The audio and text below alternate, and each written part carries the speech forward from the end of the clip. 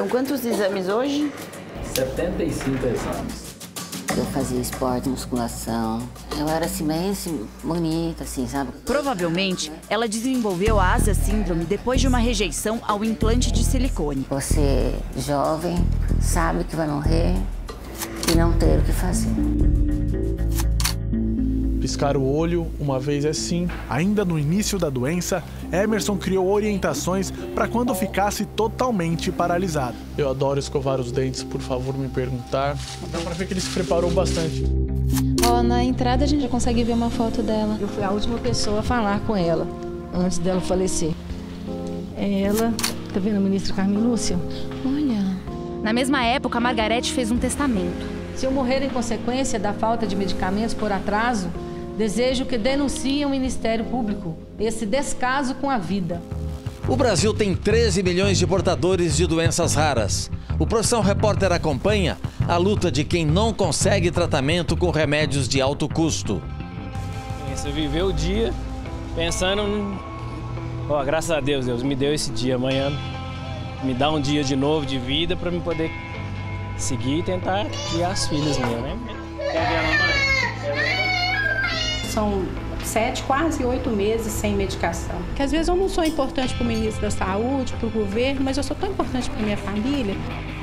Os bastidores da notícia, os desafios da reportagem, agora no Profissão Repórter.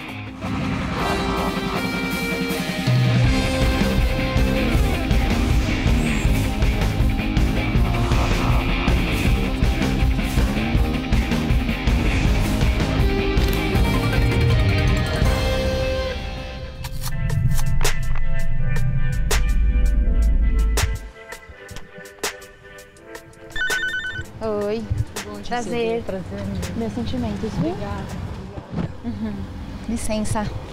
Ó, na entrada a gente já consegue ver uma foto dela. Eu fui a última pessoa a falar com ela, antes dela falecer. E ela pediu que nós rezássemos a oração de Santo Inácio de Loyola. E aí, quando eu peguei para ler essa oração, ela é uma oração de entrega.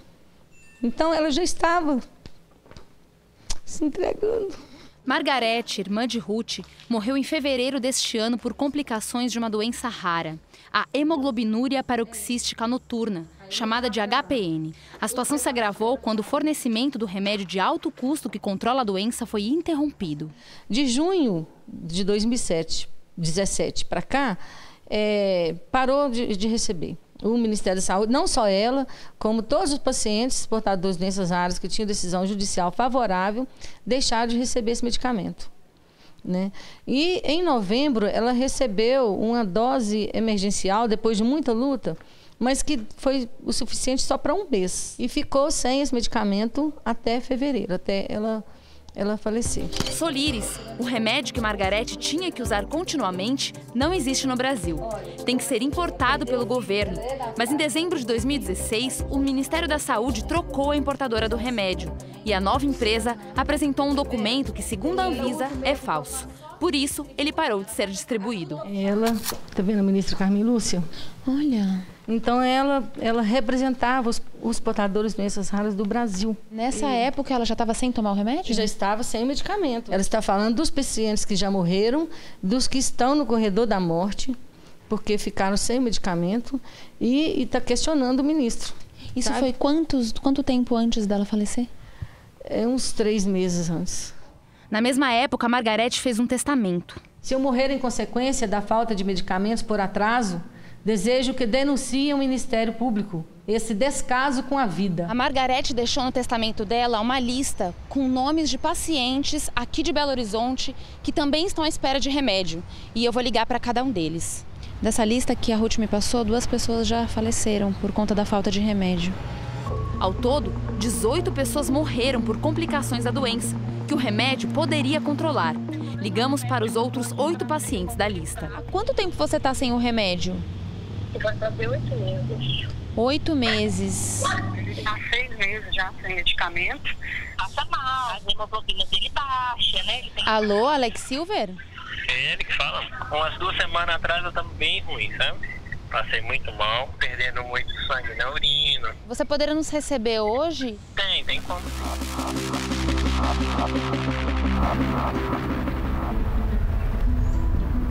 Letícia Franco toma 6 doses de morfina por dia para aliviar as dores causadas por uma doença rara e sem cura, a Asia Síndrome. O organismo começa a atacar células saudáveis e o paciente tem dores e inflamações nos músculos, articulações e na pele. O que mais triste foi estar na UTI, com respirador. Letícia é médica oftalmologista e aos 36 anos já foi internada 36 vezes na UTI. Quando eu fiquei doente, eu era bem atlética, eu gostava de correr, eu fazia esportes como karatê, jiu-jitsu, musculação. Eu era assim, bem assim, bonita, assim, sabe, com o corpo formado, assim, tudo. Letícia já tinha predisposição genética a doenças autoimunes, mas diz que a Asia Síndrome só surgiu após uma rejeição a uma prótese de silicone que implantou nos seios. Os sintomas podem vir a aparecer até 10, 13 anos depois do implante. Isso não é falado para o paciente, não é feito o exame pré-operatório para ver se a pessoa tem uma proteína que pode desenvolver doença autoimune. E, de repente, a minha vida mudou em questão de segundos, né? Acho que, por ser médica, eu entendo ainda mais do que tudo que está me acontecendo e eu vou ficando cada vez mais triste, né? De ver as limitações chegando. Eu já tive entubada, já tive em coma, já tive parada cardíaca e estou indo e voltando de UTI. Quantas vezes a minha mãe se despediu de mim no hospital. Em março deste ano, ela procurou uma clínica especializada em eutanásia na Suíça, país onde a morte assistida é legalizada para pacientes terminais. É uma incapacidade insuportável ou então uma dor incontrolável, né? O pedido de Letícia foi aprovado, mas sua mãe a convenceu de desistir da ideia. É triste você, jovem, tá morrendo, sabe que vai morrer e não ter o que fazer.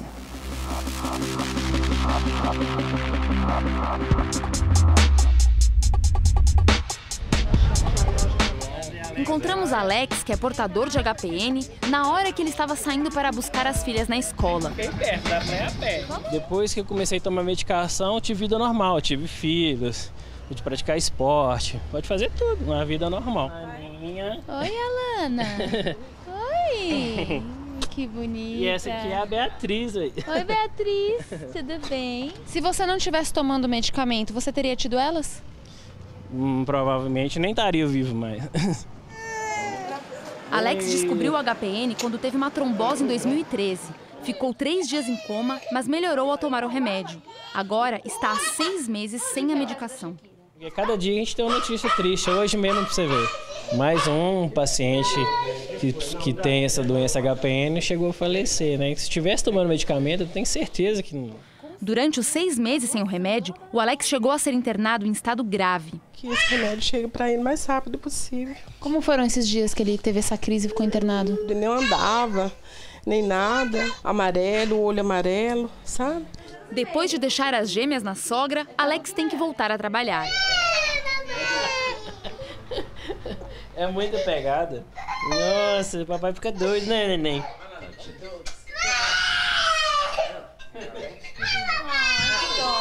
Que dó, né? Papai vai trabalhar. Você viveu o dia pensando, graças a Deus, Deus me deu esse dia. Amanhã me dá um dia de novo de vida para eu poder seguir e tentar criar as filhas minhas, né? Olá, tudo bem? Grace é outra paciente que precisa do remédio em falta. Ela tem uma doença rara chamada Síndrome Hemolítico Urêmica Atípica, a SHUA, que afeta os rins e o sangue. Assim como no caso do Alex, o Soliris é o único remédio capaz de controlar a doença. 7, quase 8 meses sem medicação.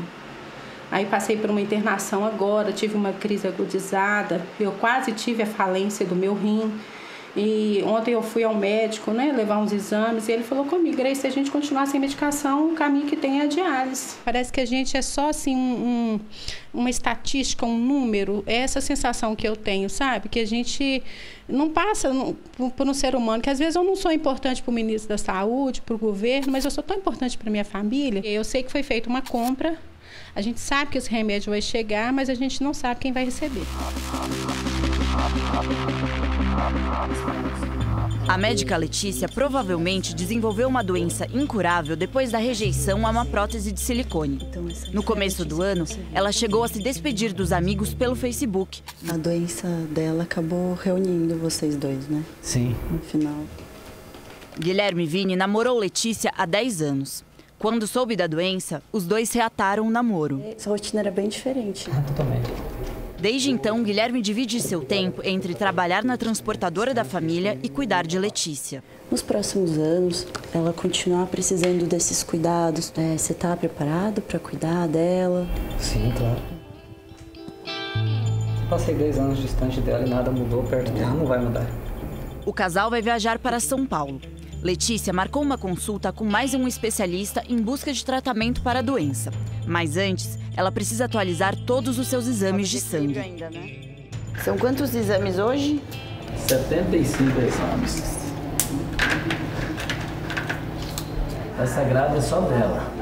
Mas tá firme aí, tá? Há 3 anos, a doença impede Letícia de trabalhar na clínica da mãe, que também é oftalmologista. Que era essa sala, então. E assim, a Letícia ela vai para São Paulo, né? Agora para ter mais uma tentativa. A repórter cinematográfica Mariane Rodrigues e eu estamos aqui no aeroporto de Guarulhos. A gente está indo daqui a pouquinho para Maceió. Por enquanto estamos aqui, olha, conversando com o nosso entrevistado. Ele é um médico, ativista. Ele tem uma agenda cheia essa semana, a gente vai acompanhar, olha. Estamos esperando com muita ansiedade. A gente também acha que vai ser uma matéria interessante. Olá, doutor Emerson aqui. Tudo bem? Guilherme, bem-vindo. Tudo bem, doutor? Posso ficar aqui do seu lado? Emerson Casado Gama tem 52 anos. Há 6, descobriu que era portador de esclerose lateral amiotrófica, uma doença degenerativa que causa perda gradual dos movimentos. Hoje, ele só consegue mexer os olhos. Impressionante, dá pra ver que ele vai digitando aqui, olhando a tela. E aí o software vai colocando as palavras e é assim que a gente consegue conversar. Até 2012, Emerson trabalhava como cirurgião cardiovascular e era triatleta. Ia fazer corrida e bicicleta na praia, nadava no mar. E era cirurgia o dia inteiro, às vezes a noite inteira quando eu tinha urgência. E depois voltava, o restinho era para casa.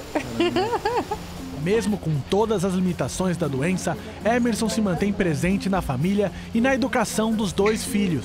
Daniel, de 13 anos, e Isadora, de 9. Era de vidro, aí eu não vi. Respeito. Tá bom. Estou interrompendo a entrevista para dar uma bronca nas crianças que quebraram um prato. Desculpa. Agora está pedindo para as crianças fazerem as pazes ali. Como é que foi quando você recebeu o diagnóstico, né? Como médico, ele escreveu aqui, olha... Eu me senti muito triste porque eu não teria apenas uma doença, mas uma doença que iria me matar aos pouquinhos. O paciente mais conhecido foi o físico britânico Stephen Hawking, que morreu em março deste ano, depois de viver 55 anos com a doença. O Dr. Emerson escreveu uma carta para o Stephen Hawking. Pedi para ele me mostrar aqui, olha. Você sempre foi uma inspiração para mim. Tenha certeza de que você não lutou em vão e que eu vou fazer o impossível para que o seu legado tenha sequência. Até breve, amigo. Uma campanha mundial também divulgou a doença. Eita porra! Ela pode atingir qualquer pessoa sem distinção. Ela não tem cura nem tratamento e ela é extremamente cara para uma família sustentar. Só o aparelho que ajuda na comunicação custa mais de R$30 mil. Há 4 anos, ele criou um instituto de ajuda a portadores da doença. Defendemos pacientes que precisam de medicação de tratamento a domicílio. Educamos profissionais de saúde e lutamos por pesquisa. Amanhã vocês vão para Brasília também, né? O que ele vai fazer lá? Ele vai para reunião, né? Ele não para, não. Vou acompanhar a médica Letícia até São Paulo. Ela tem Asia síndrome, uma doença que provavelmente se manifestou depois de uma rejeição a um implante de silicone nos seios. Os sintomas podem vir a aparecer até 10, 13 anos depois do implante. A Letícia e o Guilherme estão chegando aqui no consultório. A gente não tem autorização para gravar no interior do consultório, mas eu vou esperar aqui do lado de fora. A Letícia e o Guilherme estão saindo aqui do consultório. E aí, como é que foi? Eu achei que ia ser um médico que fosse me dar alguma resposta boa, mas ele não sabe nada. Uma doença muito rara, né? O que você pretende fazer agora, nos próximos dias? Apesar da notícia ruim, dias depois Letícia prepara uma surpresa para Guilherme. Um voo panorâmico por São Paulo.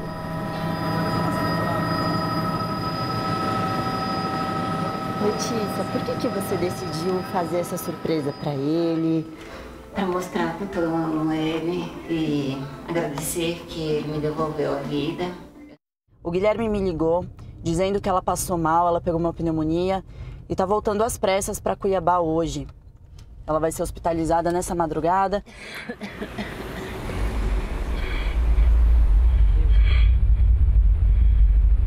Letícia está com bastante dor.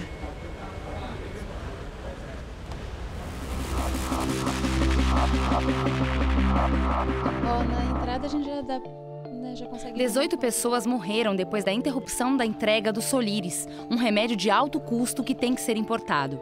Ele parou de ser distribuído em dezembro do ano passado, quando o Ministério da Saúde fechou acordo com uma nova importadora de Miami, chamada Tutofarma, que é representada no Brasil pela Oncolabor. 2 meses depois, a compra foi suspensa porque o documento que atesta se a empresa tem autorização do fabricante para importar o produto não era regular. A Anvisa ressalta que o documento é necessário para proteger o cidadão de medicamentos irregulares e de qualidade desconhecida. Esse aqui é o documento que a Oncolabor apresentou. A Anvisa diz que é falso porque devia constar aqui o nome da fabricante do remédio. Em vez disso, está o nome da fabricante da embalagem. Nenhuma dessas assinaturas aqui é reconhecida pela fabricante do Soliris. A Tutofarma é uma empresa sediada em Miami, uma casa aparentemente pequena e vazia. Agora, se a gente colocar o nome da representante no Brasil, o Guilherme Mundim, diretor da Oncolabor, tem um outro aqui também, é o William Eustáquio Ferreira Leite. Eles estão em Minas Gerais. Seria essa casa aqui, né? Sede da Oncolabor. Ah, será que é o Guilherme? Não. Eduardo, por quê? Ah, Eduardo, tudo bem? Você é da Oncolabor? Não. Aqui é outra empresa, a Oncolabor funciona aqui não. Ela começou aqui, mas foi para São José da Lapa. A gente vai lá então. Em seguida, ele diz que o William, o outro dono da Oncolabor, a responsável pela importação do medicamento, vai nos receber aqui mesmo. Eu achei muito que você fosse o Guilherme, porque você é a cara dele. Você não é irmão dele, não? Hã? Você não é irmão dele, não? Primo. Você é primo dele? Nossa, é muito parecido. O Soliris é fabricado por um laboratório americano. Ele é o mais caro dos medicamentos importados no Brasil. Só com a compra dele, o Ministério da Saúde gastou no ano passado 267 milhões de reais. Como vocês tiveram a ideia de trabalhar com esse medicamento? O negócio tá lá, tá aí, para quem quiser ver e entrar. Então, como nós entramos com isso, eu estive até com o Ricardo Barros. O ministro Ricardo Barros, que hoje não está mais lá. Hoje não está mais, entrou o outro. William diz que a intenção do ex-ministro da Saúde, Ricardo Barros, era economizar. William diz que conseguiu o remédio em uma distribuidora inglesa e que o documento que a Anvisa diz ser falso foi preenchido com a orientação do próprio Ministério da Saúde. E nós fizemos. Depois vem falar que está errado. Porque assim, os pacientes, eles querem ter uma garantia muito sólida de que o remédio é verdadeiro. Não, né? Isso aí, quanto à nossa parte, você pode estar certa, absolutamente certa, que para nós isso aí não é problema. Então, quer dizer... É um medicamento verdadeiro. Tá. Então, o senhor me passa, por favor, esses documentos? Passo. A empresa que oferece o preço mais barato, ela vence a licitação. Se ela não entrega a documentação, chamamos o segundo colocado. E assim sucessivamente. Isso é para todas as compras do Brasil. Essa demora de, esse aqui não deu certo, então vamos chamar outro, esse aqui também não, vamos chamar outro. Isso não poderia ser combatido na raiz, uma vez que uma equipe do Ministério pudesse verificar se essa empresa tem condição de fazer esse trabalho de importação? Isso é contra a legislação. As empresas têm o direito de livremente participar de licitações públicas do Brasil, você sabe perfeitamente disso. E não há como um gestor público agir contra a lei. Mas por que essa demora de entregar o documento para a Polícia Federal, o documento apontado como falso, mais de 2 meses? Olha, eu não tenho essa informação de que houve a demora e o documento é um documento que a própria Anvisa, sendo exigido do Ministério, deve ser entregue o mais rapidamente possível. Eu tô com o pessoal da TV Globo, né? Profissão repórter. Profissão repórter. A gente quer muito uma entrevista, porque a gente acha que é um assunto complexo e que acho que a sociedade precisa ser esclarecida a respeito do que aconteceu, né? Então tá bom, eu vou mandar um novo e-mail pra ver se dessa vez vocês dão uma entrevista, é isso? Ah, então tá bom, obrigada. Ninguém do Ministério da Saúde quis gravar entrevista. A resposta veio por e-mail. O Ministério da Saúde diz que cancelou o contrato com a Tutofarma e que atualmente a empresa está impedida de participar de licitações. Diz ainda que repassou todas as informações para a Polícia Federal e para o Ministério Público Federal. O Ministério da Saúde alega que ele não tem nenhuma obrigação de fazer uma espécie de auditoria ou de verificação de veracidade nos documentos apresentados pelas empresas. Nós achamos que isso é um tanto temerário, porque se trata de medicamento que pode salvar a vida de alguém que necessita. O Soliris é um medicamento de alto custo fabricado pela empresa Alexion nos Estados Unidos. Uma distribuidora inglesa de medicamentos, a Azentivos, e a importadora Tutofarma, com sede em Miami, seriam intermediárias do negócio, segundo o dono da Oncolabor, empresa que visitamos em Belo Horizonte. E a própria fabricante americana do medicamento não reconhece as empresas, a Azentivos e Oncolabor, como distribuidoras do Soliris no Brasil.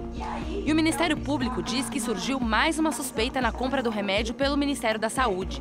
Os procuradores dizem que os donos da Oriente Pharma, a nova fornecedora que tenta importar o medicamento, são os mesmos da Oncolabor. A empresa é novamente uma empresa de fachada ou, no mínimo, uma empresa aventureira que não vai conseguir cumprir o acordo e, mais uma vez, não vai conseguir fornecer a medicação. Um dos sócios da Oncolabor me disse que ia me mandar alguns documentos comprovando que o remédio era verdadeiro, mas ele nunca me mandou esses documentos. Então eu vou ligar para saber o que aconteceu. O Ministério da Saúde cancelou aqui tudo, viu? Mas é que eu conversei com a procuradora lá da República e ela me disse que uma outra empresa entrou com os mesmos dados da Oncolabor, os mesmos sócios. Eu não estou sabendo, não.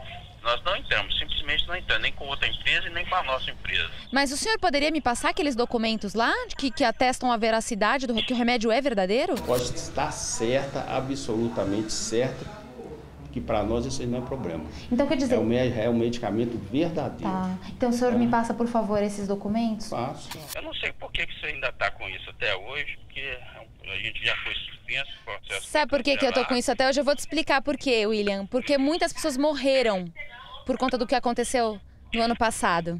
É por isso que eu tô com isso até hoje. Tudo bem? Como é que foi a noite? Tranquila. Foi dormir de 2 horas. 2 horas? Nunca foi pro quarto. Tô fazendo o que até esse horário? Não, no computador, né? Trabalhando. Estamos de volta à casa do médico Emerson Casado. Ele virou um ativista depois que descobriu que tem esclerose lateral amiotrófica, uma doença rara. Ele tem uma equipe de 4 profissionais de saúde que se revezam 24 horas por dia. Ainda no início da doença, Emerson criou orientações para quando ficasse totalmente paralisado. Piscar o olho uma vez é sim, não piscar o olho é não. Dá para ver que ele se preparou bastante. Verde, G, H, I, verde, G, H. Mas a invenção mais importante foi uma tabela com as letras do alfabeto. Com ela, Emerson pode ditar palavras quando está longe do computador. O cuidador vai fazendo perguntas para descobrir a letra e Emerson pisca quando ele acerta. Vou fazer o que eu mais gosto, que é viajar e trabalhar pelos outros. Vou para Brasília.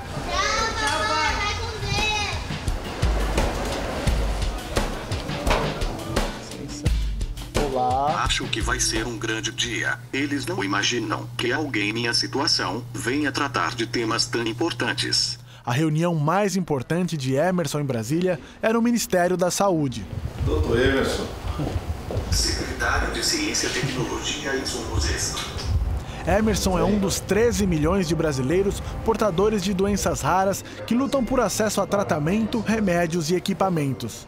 O senhor acha que o Brasil hoje está realmente preparado para atender pessoas que têm doenças raras? O Brasil não está preparado. O Brasil é um país continental de diferenças muito grande entre uma capital como São Paulo, como Brasília, e um semiárido do Nordeste. Se der o primeiro passo e começar a ter um centro de referência e ele servir como modelo para que a gente possa evoluir dentro dessa política de referência a doenças raras, é muito importante. Camila é diretora de pesquisa. Não, eu já conheço o Emerson muito bem, um grande parceiro. Tudo bem, Emerson?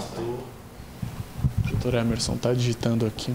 Como está a inserção do TOB no SUS? Ele quer saber como está o projeto que vai permitir que pacientes do SUS tenham acesso gratuito ao TOB, que é esse equipamento de comunicação que ele usa. Eu acredito que dentro dos próximos meses, aí 1 mês, 2 meses, nós já estamos com esse processo finalizado para apreciação inicial na plenária. Obrigado. Eu saio daqui orgulhoso, mas eu sei que vai demorar muito para que as coisas saiam do papel. Eu temo que não verei muitas dessas coisas se realizarem no meu tempo. Você vai ver ainda hoje. Antes da decolagem, Emerson começa a respirar com dificuldade. Ou já está atrasado. A demora foi por nossa conta, aconteceu intercorrência e a gente não ia adivinhar. Letícia melhorou e começou a fazer novos planos de vida. O remédio! Cada caixinha dessa, R$13 mil, né? É isso aí, senhorita Grace. Chegou aqui. Graças a Deus. Graças a Deus.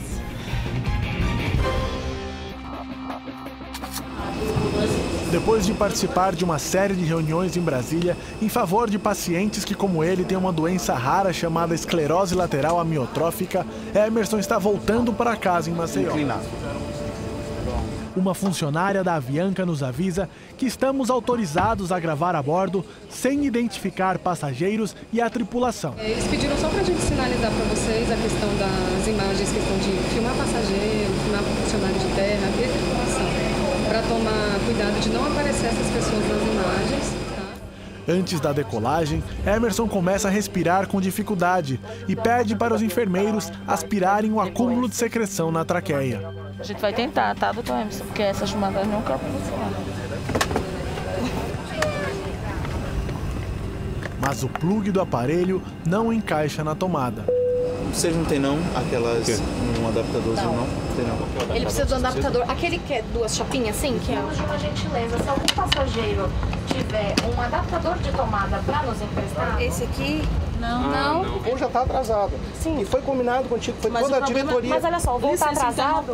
Agora, o comandante sai da cabine, pede para parar de gravar e culpa nossa equipe pelo atraso. Um voo atrasado tem responsabilidade. A demora foi por nossa conta, aconteceu intercorrência e a gente não ia adivinhar. Mas assim, o mais importante é conseguir o TOS? Não.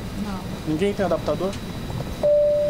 Porque acho que isso que importa, entendeu? Eu acho que ali tem um adaptador. Olha, era essa peça aqui que eles estavam precisando para conseguir ligar o aparelho. Deu certo? Para fazer aspiração na garganta, Poliana precisa retirar o tubo de oxigênio e Emerson fica sem respirar. O procedimento exige experiência, porque a troca dos tubos precisa ser na hora certa. Desliga. Moço, ele tá só filmando ele. Minutos depois, o piloto volta a reclamar da nossa câmera ligada. A gente tá terminando o procedimento. Ele é um paciente totalmente dependente da gente. Ele é um paciente que respira por aparelho. Em qualquer momento ele pode ser aspirado. A gente não vai adivinhar. Ele aspirou agora, ele pode aspirar no meio do voo, ele pode aspirar só quando chegar em Maceió. Isso a gente não espera, não. O senhor também tem que ter paciência. Quando o procedimento terminou, o atraso no voo era de cerca de 30 minutos. Eu vi que você estava ajudando o doutor em alguns momentos. Eu passo por algumas situações porque eu tenho meu filho também que é especial. Então, por algum momento, eu já passei por isso. E eu quero conhecer esse doutor. Muito bom, tá bom? Fica com Deus. Prazer conhecer.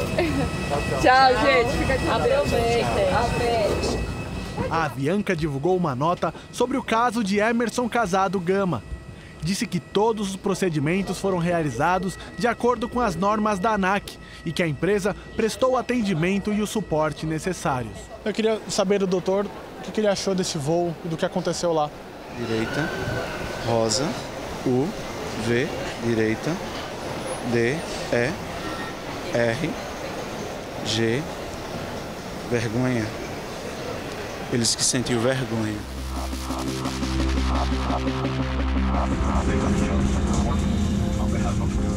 Dois meses depois, retorno a Cuiabá para visitar a médica Letícia. Provavelmente, ela desenvolveu a Ásia Síndrome depois de uma rejeição ao implante de silicone. A última vez que eu te vi foi naquela ida para o aeroporto. O Guilherme me ligou, dizendo que ela passou mal, ela pegou uma pneumonia e está voltando às pressas para Cuiabá hoje. Foi uma surpresa encontrar Letícia atendendo novamente no consultório.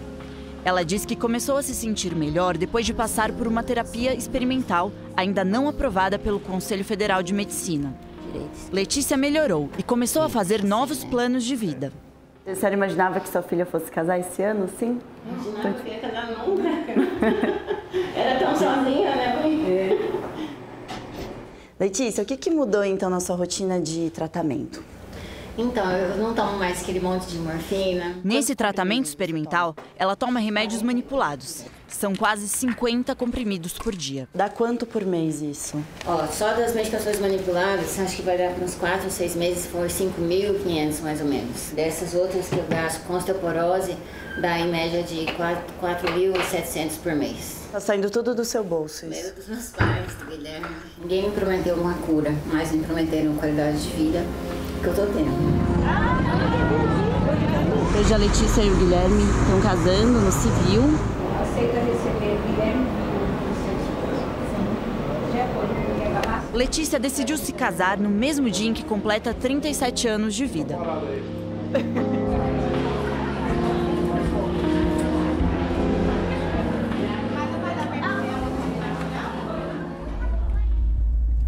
Nessa semana a gente voltou a se falar e ela me enviou um vídeo gravado dentro do hospital.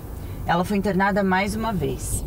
Então a gente está fazendo esse vídeo para poder pedir um help aí. A gente precisa de condições financeiras para manter a Letícia bem.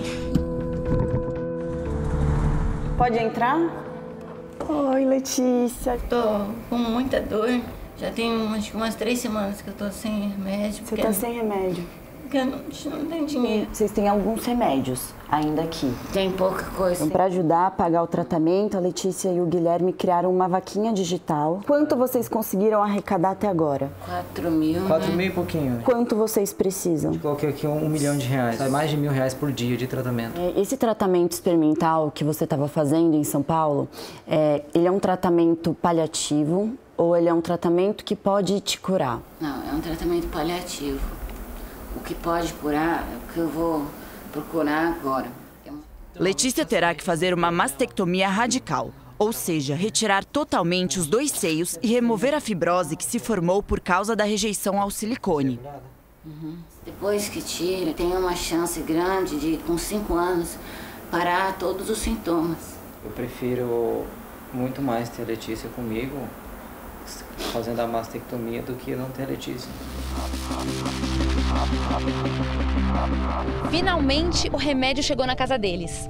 E a gente voltou para Belo Horizonte porque hoje é o dia da infusão. O Ministério da Saúde fez uma compra emergencial com a antiga importadora do remédio. Os frascos chegaram 2 meses depois da nossa primeira visita.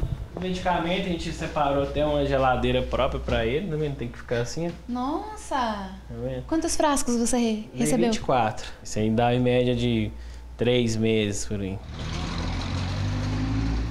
O remédio!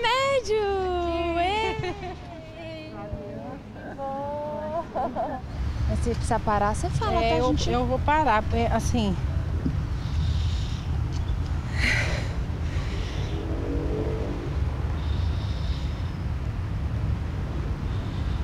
Ai. Bem que você falou do esforço, né? Ai. Vamos lá. Aí a perna já começa a reclamar. Quando você toma um medicamento, você fica menos cansada. E essas... Acabou a subida? Ai, graças a Deus. O pior já passou. Você é a mãe da Grace? Sou a mãe dela. Não pode ficar sem medicação. Estava tudo sob controle. Já tinha quase 1 ano que ela não internava. Aí, com a falta de medicação, ela voltou de novo para o CTI. É agora. Chegou a sua hora. Cada caixinha dessa é 13 mil reais, né? Cada caixinha dessa é 13 mil reais. Ele vem refrigerado. São 4, né? São 4 frascos por vez. Então a medicação não pode ser aplicada em jato. E sempre com o soro? Sempre com o soro. Que é o Alexson, a única fabricante, por enquanto, importada, tá vendo? Todo o rótulo tá em inglês. É isso aí, senhorita Grace. Chegou aqui, ó. Graças a Deus. Foram dias de lutas. Graças a Deus eu tô aqui hoje para poder contar a minha história. Mas no meio do caminho várias pessoas ficaram perdidas. Várias pessoas morreram. E não tem essa mesma oportunidade que eu tô tendo aqui de contar a minha história. Então, assim, o responsável ele tem que ser punido. 5 meses depois que a gente mostrou a Grace recebendo o remédio, ela me mandou uma mensagem dizendo que está novamente sem medicamento já há 30 dias. Em abril, o Superior Tribunal de Justiça autorizou a quebra da patente do Soliris para que ele possa ser fabricado no Brasil por um preço menor. Mas até agora, nenhuma empresa se interessou.